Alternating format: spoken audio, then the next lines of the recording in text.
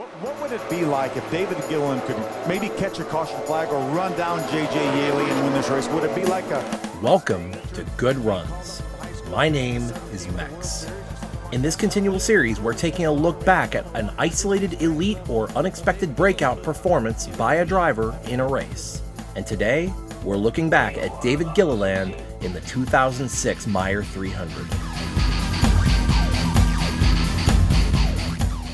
Let's say, for sake of argument, you picked, Leland Honeyman Jr. to go out and win the race on pure speed at Darlington the weekend of this recording. They unload, put up good speeds in practice, qualify up front, and battle back from a pit road error to win the race on pure speed. Not luck, not pit strategy, just by having the best car and running down the positions and passing them. Now, you'd call me insane for even putting this out there, right? Well, what if I told you that this has happened before? Welcome to Kentucky Speedway, one of the gems of the Bluegrass State. Tonight, 43 of the NASCAR... If you're under the age of 30, you may not be as familiar, but those from my generation will remember this. This race was one of my first core memories of watching NASCAR. I didn't even know what the term upset meant, and I kept asking why it was sad that an underdog was winning the race. So I feel like I couldn't truly appreciate what this moment meant until I was a bit older.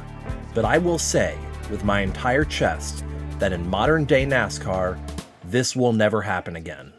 David Gilliland in the 11 car comes home in second. The 19, the points leader, Eddie McKeon. A native of Riverside, California, and son of former NASCAR driver Butch Gilliland, David advanced from working on his father's Winston Cup team in the late 90s to driving himself. He won the track championship at a dirt track in Paris, California in 1999, and at that point began running a limited season in the AutoZone West Series. By 2003, he was contending for wins and championships in these ranks, and also making waves in the ARCA East and West Series.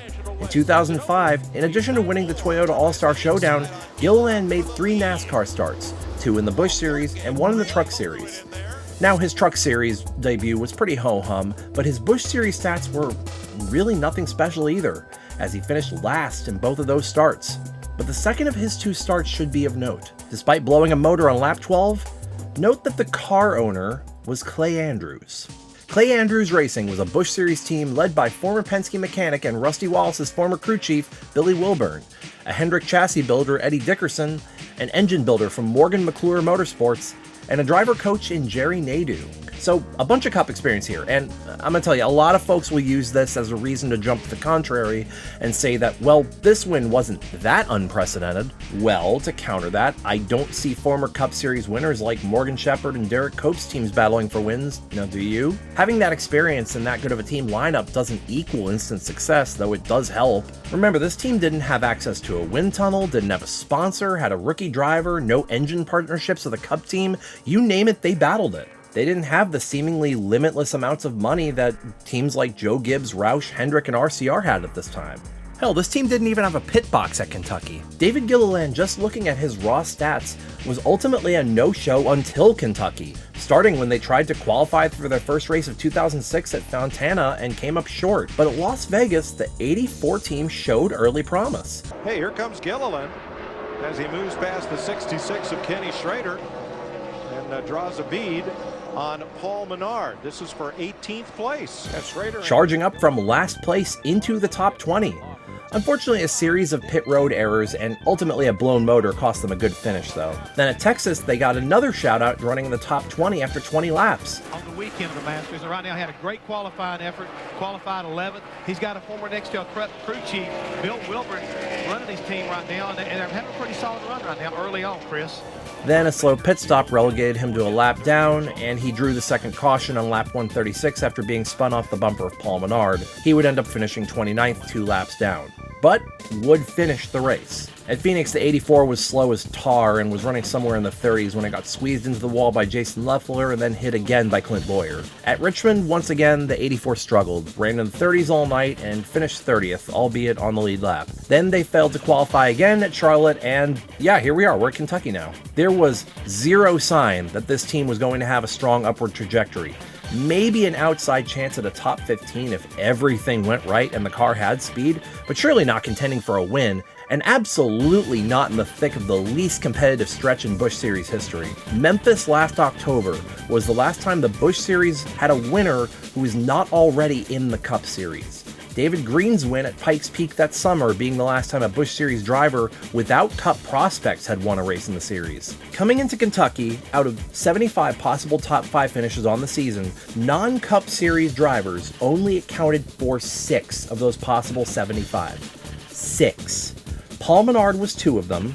The others were John Wood, Ron Hornaday, Boris Said, and Bernie fucking Lamar. Other than that, every single race was dominated by Cup drivers up to this point, and would continue to be for the next handful of years. If the odds were already against the 84 team, this exacerbated them. And despite the Cup Series running all the way up in Michigan this weekend, 8 Cup Series regulars entered into the field for Kentucky. David Gilliland rolled off the truck fast, practiced well, and qualified 4th. And for this race, the 2006 Meijer 300, we have a star-studded commentary booth with color commentators Hermie Sadler and Hank Parker Jr. for some reason, and Phil Parsons as play-by-play.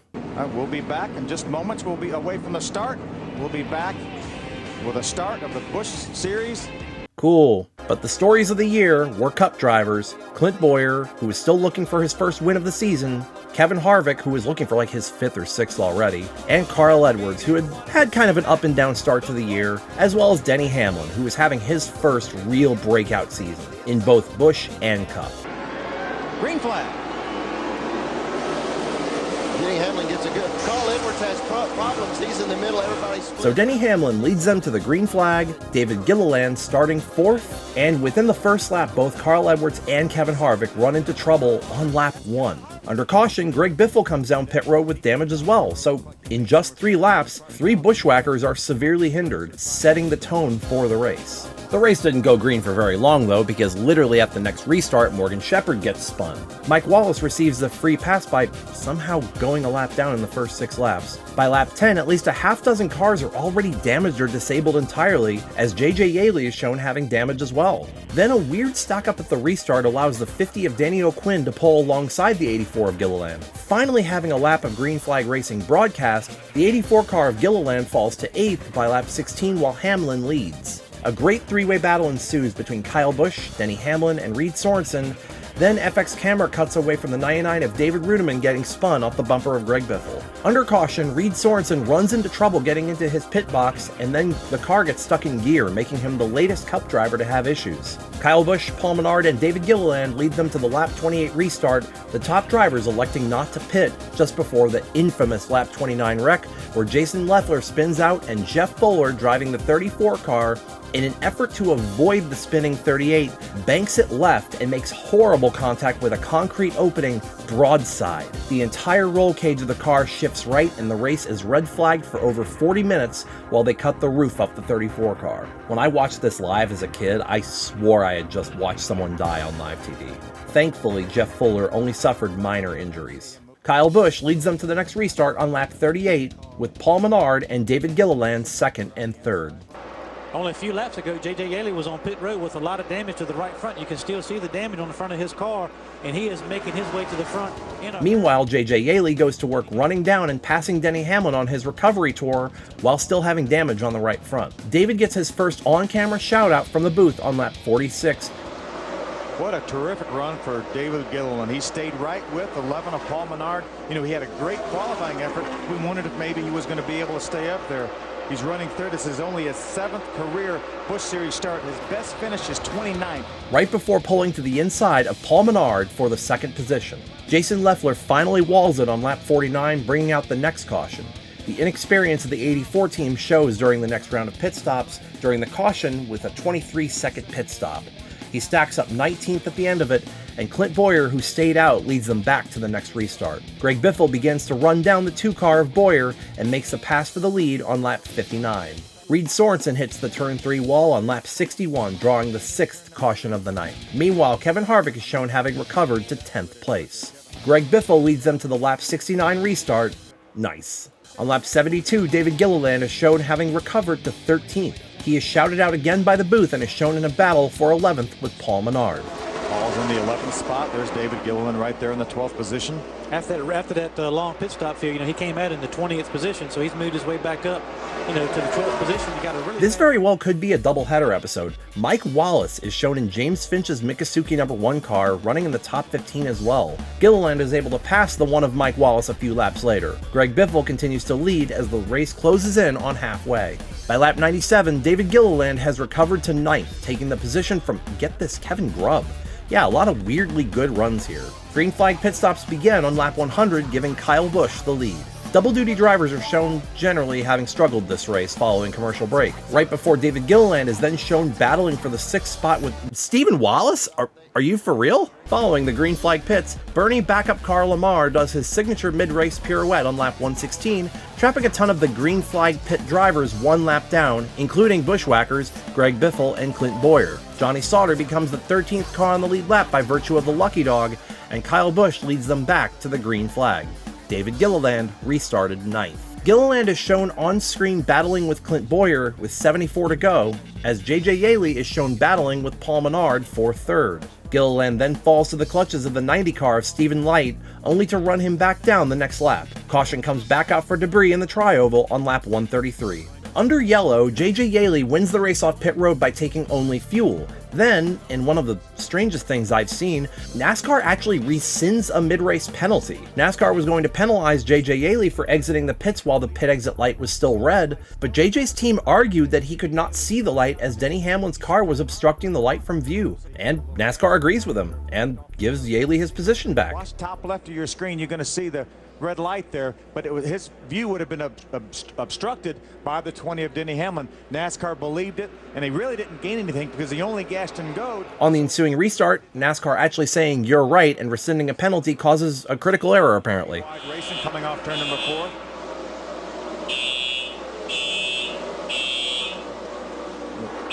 We have some sort of an alarm going off.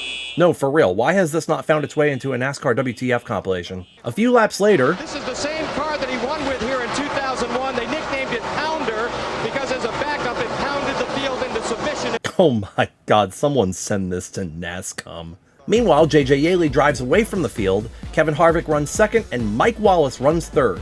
Then, with 53 to go, you are never going to believe this, Mike Wallace runs down and passes Kevin Harvick for 2nd place in a Busch race in 2006. So it becomes JJ Yeley leading Mike Wallace with 50 to go as David Gilliland begins to run down these lead guys. During commercial break, Kyle Busch makes an unscheduled pit stop and falls out of contention. With 39 to go, Kevin Harvick loses 8th place to Ashton fucking Lewis. What universe is this? Maybe Gilliland isn't the weirdest thing about this race after all.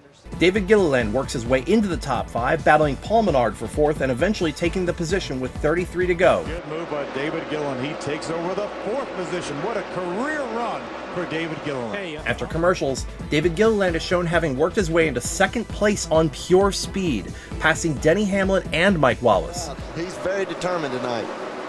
What would it be like if David Gilliland could maybe catch a caution flag or run down JJ Yeley and win this race? Would it be like a high school pitcher being called up from high school and pitching the 7th game of the World Series or something like that? It's an unbelievable story, for a lot of reasons. Number one, not just the experience level of David Gilliland, but that team. I mean, it's a startup team from this year, a brand new team running a limited schedule.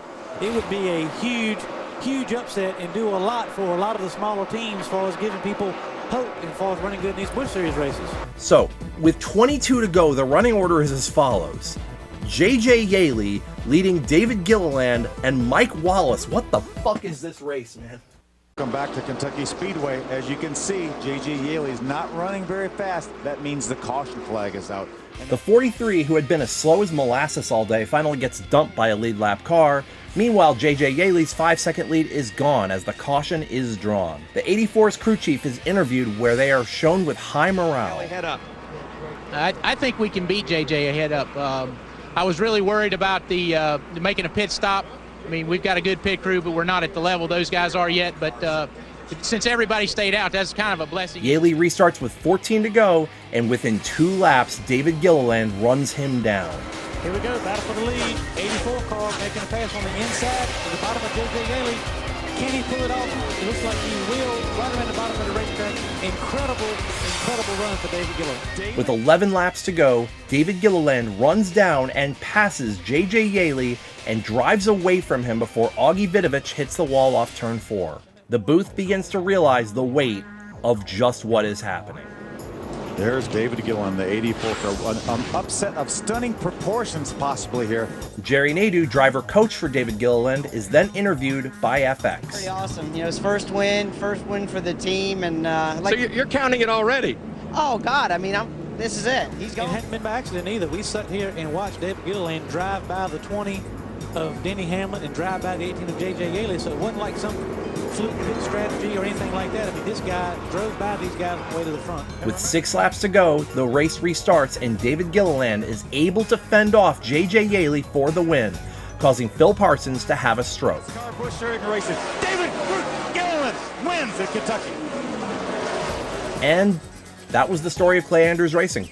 You think I kid, but the team only ran 2 more races following this, getting a sponsor and goodies, but promptly wrecking at Martinsville and losing it. They closed up shop and sold off assets after only their 8th race. And as for David Gilliland, he would only score 2 more top 10s in his entire Xfinity career. But this win promoted him to the Cup Series, earning him a one-off opportunity for CJM Racing at Sonoma before being tapped to replace Elliott Sadler at Robert Yates, driving the M&M's number 38. Outside of a couple of random flare-ups like Sonoma in 2008, that one might be a video too, honestly, he was only ever a factor at plate tracks, later moving over to Front Row Motorsports where he nearly won the Daytona 500 in 2011, and then famously pushed David Reagan to a Talladega win.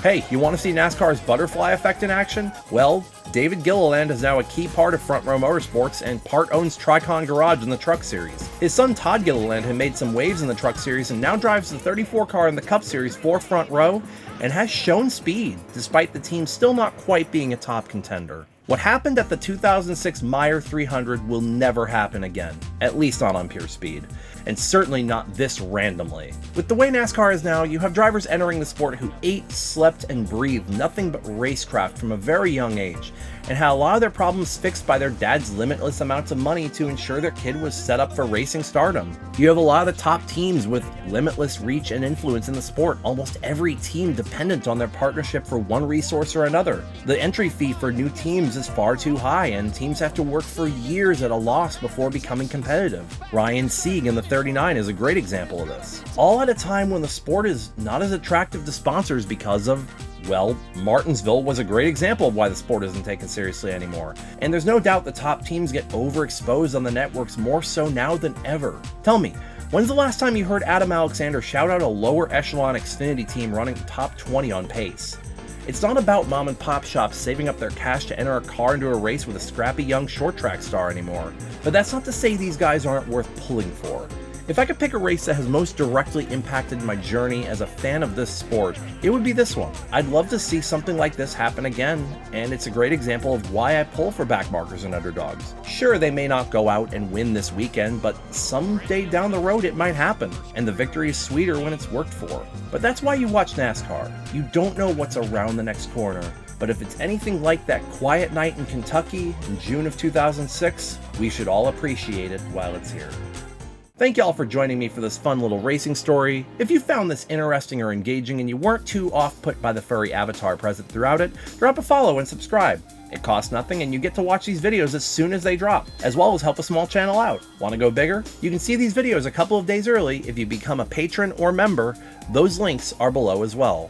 But I completely understand if you aren't financially able to do that right now. Just leave a comment, like this video, and subscribe for more racing stories and other essays. And I'll catch y'all next time. Bye. As always, take it wheezy.